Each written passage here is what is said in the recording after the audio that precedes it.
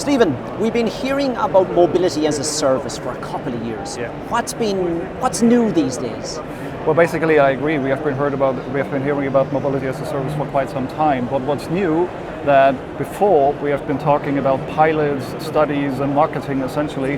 And I think what has changed over the last 2 years really is that we see really big nationwide MaaS projects being real. So that is the news. Before we've been talking about it, now it's real.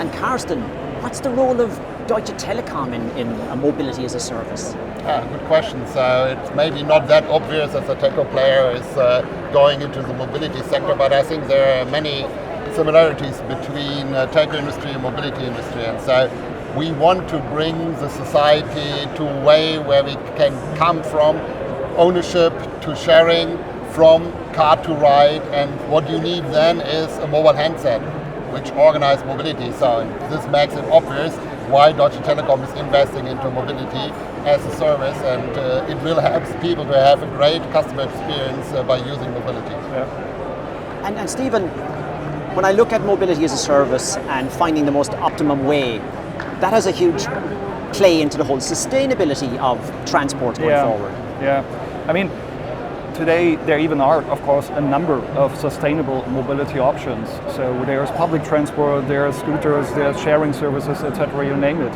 However, I think the thing today is it's kind of a bit of difficult to use it all because it's, I think, dozens of apps and you have to juggle them around on your phone, and probably with a dozen of apps you have a dozen of accounts.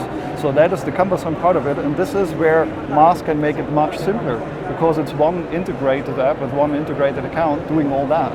And I think this is a big help. So the sustainable mobility options are there, but MaaS makes it much simpler to use it. So I think that's it.